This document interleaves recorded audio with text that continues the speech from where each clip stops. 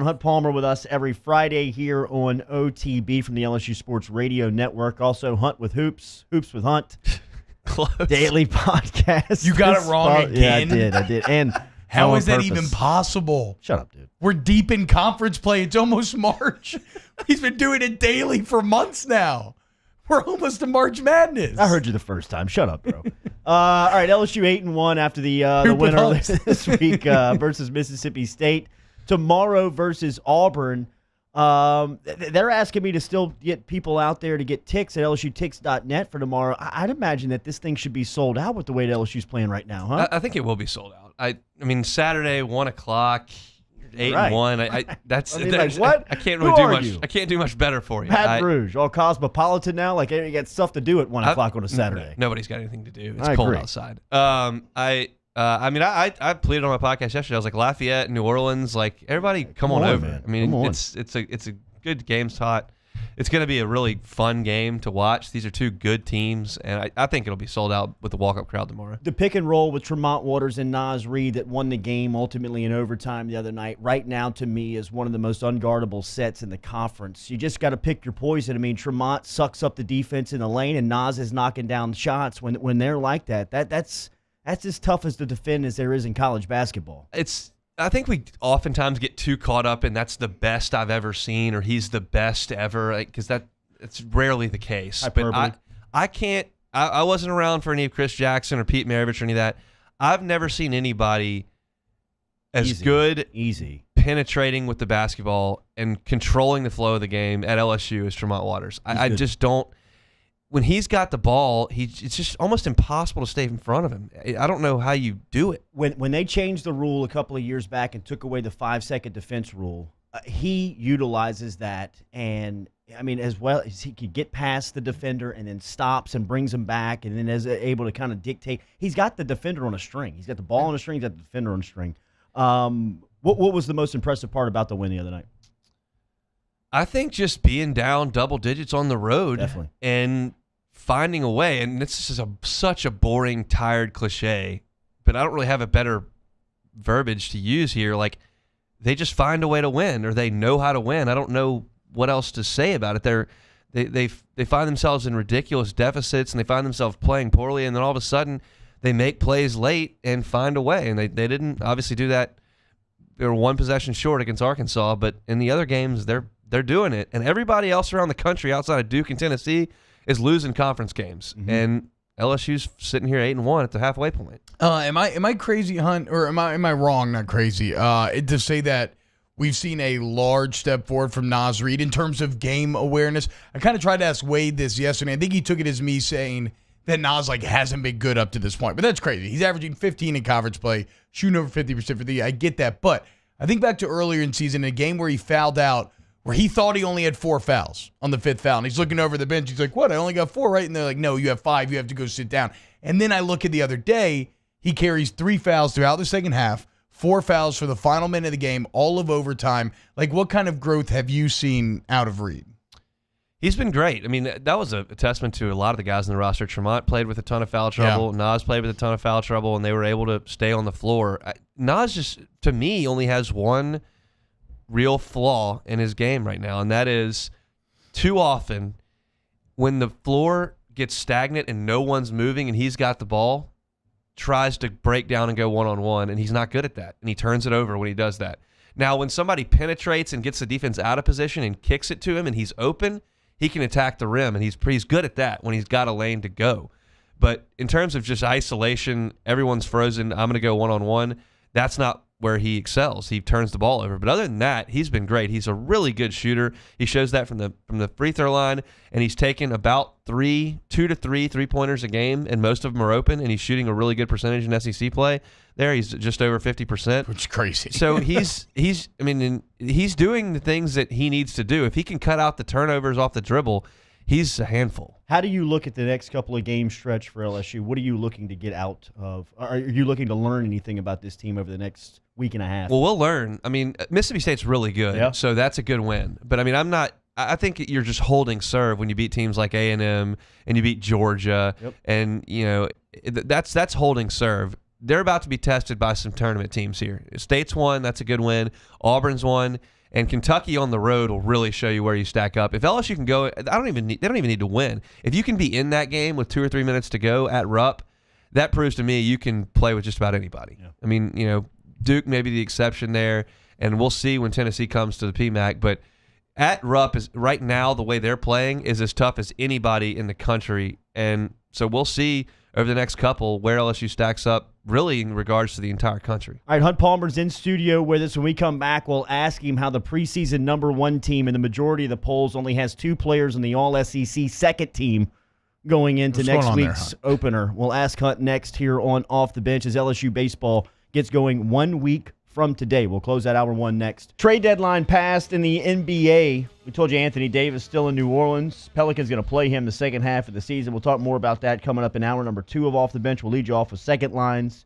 LA Clippers were active with the Memphis Grizzlies. Garrett Temple, former LSU standout, changing teams and organizations. He's going from Memphis to the Clippers as he was dealt late up against the deadline yesterday afternoon. Hunt Palmer's with us in studio every Friday here on Off the Bench. LSU basketball on the floor tomorrow versus Auburn. That's a 1 o'clock tip-off. Check out Hunt's daily podcast, Hoops with Hunt. There you go. At 1045ESPN.com. LSU baseball cranks up 1 week from today as they get the season going. Settle down over there. I'm all right.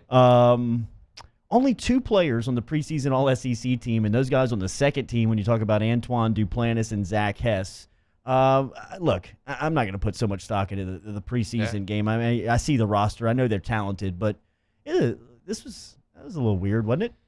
I mean, I looked at the guys that they had there over the guys that I think from LSU that should be there. It starts with Cabrera, who's going to be a first-team All-League player. But, Heston Kjerstad had a monster year for Arkansas last year as a freshman, and Dominic Fletcher's a really good player for them as well. And those guys played for the national championship last year and got a little bit more respect, I think, than Cabrera, who was playing for a team that was right around 500 in the SEC all year. But Cabrera is going to be there. Every time I go out there, he just hits a missile. He hits the ball square about as much as Bregman did. How's his defense? It's fine. I mean, he's fine. He's not what the other 2 guys are out there in Watson and Duplantis, and he's not what DiGiacomo is either. But he's fine out there. He's a plenty good enough athlete, but he's out there to hit, and he's going to do that plenty. So how fluid will this lineup be, in your opinion? I mean, because it seems like they have a lot of guys that can hit. They do.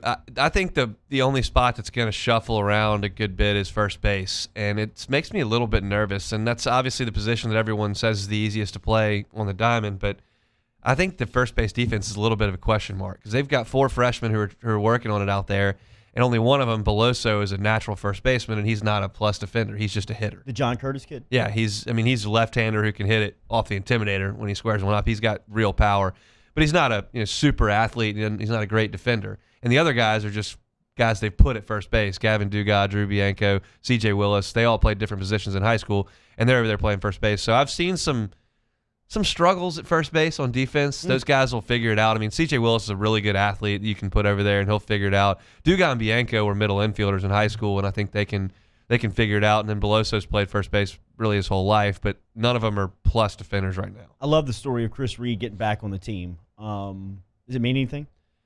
I don't know if there's really a spot for him, but he's a great guy to have on the team because he knows his role. He's a great guy in the clubhouse. He's not going to complain about playing time. He's not going to pout. He's just going to show up, and if they call on him to – I mean, he's a guy that is going to give you a quality at bat against a tough reliever who's throwing 93 just because he's got a really good eye and a really short swing. He's not going to hit it off the wall, and he's not going to be a superstar defender or a pinch runner, but he can give you a quality at bat, and he's a great guy in the clubhouse, so I think it's a good fit for sure. Hunt, what do you think? We're talking to Hunt Palmer, host of Hoops with Hunt, the daily basketball podcast here on 104.5 ESPN's Umbrella, but also a Stitchhead, obsessed with baseball. What's going to be the most improved position group on this LSU baseball team this year from last year? I think the bullpen. I mean, last year Peterson kind of found his role late in the season as a closer who would extend and go multiple innings and did a really good job. But after that, Beck was okay and Fontenot was okay, but this year they've got, I go out there, everybody that steps on the mound is throwing at 93 miles an hour. I mean, it's the most powerful staff I've seen at LSU in my time. I was thrilled with the way Cole Henry threw the ball the other day when I went out there. He was sitting at 92, and he was facing Drew Bianco, and he was 92, 92, 92, and then he got 2 strikes and reached back for 94 and found it and blew it right by him. Ooh, damn. He's got a good breaking ball. I mean, Jaden Hill was unhittable the other day. He's going to probably start a midweek game, but as the season progresses and you run out of those late in the year, he's going to be a guy who gets into the bullpen. He's 92, and the breaking ball was plus the other day, just breaking off a curveball and striking guys out. He'll be in the bullpen. I think Fontenot's going to be borderline dominant this year. I think he's a guy that at some point when the when the weather heats up, he's going to get up to 96. What? I mean, he's 94 right now, and it's February. I think he's going to be dominant. Obviously, you've still got Peterson. Still got Beck. I think the bullpen's going to be really good. So who do you think's going to kind of emerge as the go-to closer? Peterson's going to be the closer to start. Yeah. To start, do you think anybody maybe supplants him? No, I think he's the guy. Okay. I mean, I think that he's got the temperament for it. He's got a bunch of confidence, which you need in that spot. And he's an older guy who won't get upset if he blows one. He can come right back and get outs the next day. So I think he's the guy. Those are the relievers. How do you feel about the frontline guys? Well, Erik Walker's healthy, which is good. His command's not what it was when he was a freshman. He's still working to get that, but he was still throwing 87, which is right where he was as a freshman when I went out there the other day. He'll be just fine. I'm wait and see on Zach Hess. I mean, I know that he threw the ball great for Team USA, and I know that we've seen him dominate out of the bullpen. I need him to show me that consistently he's going to work into the 7th inning and be a dominant pitcher. In Team USA, he was dominating people, but he knew he was only going to pitch 3 innings. That's like the guy I saw as a freshman. I know what that guy is. I need to see when he knows he's trying to throw 7 what it looks like. And I have no doubt he's got the ability, but I'm not just ready to stand here and plant a flag and say this guy's going to be an ace. And I feel like Marceau's going to be really good, but again, let's see him do it against college bats.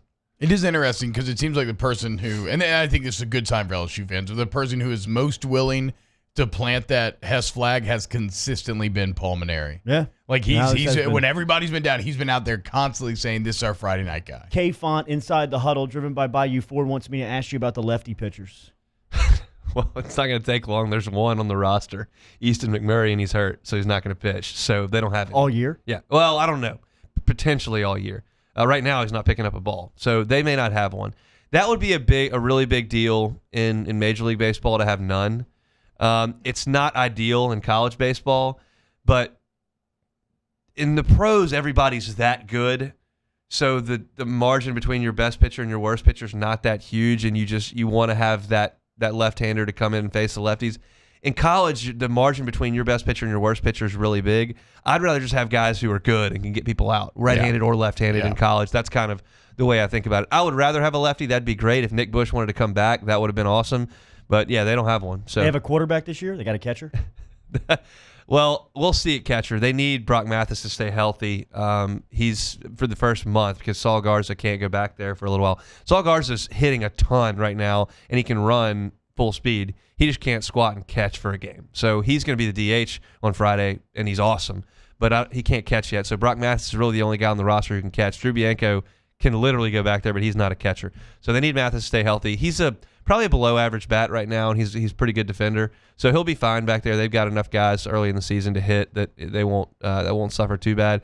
But we'll see when Garza gets healthy whether or not he moves into that spot and they find another DH with a guy with a little better bat, or if Mathis starts hitting. He's a good option back there. How are you feeling about Hilliard going into the year? Saw him on Tuesday or Wednesday, and he was healthy. He looked like the same guy. He was up there to 87, 88, and the breaking ball was playing. I think he's a bullpen guy on this team, and that's a great spot for him, I think, to come in and get a strikeout or get a ground ball. But he's on the mend.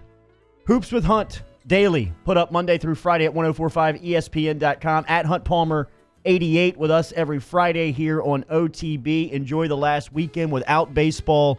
We'll talk to you next Friday for opening day. Thanks, guys. Get to the PMAC tomorrow, people. That's right. Pack it out. Hour 2 next.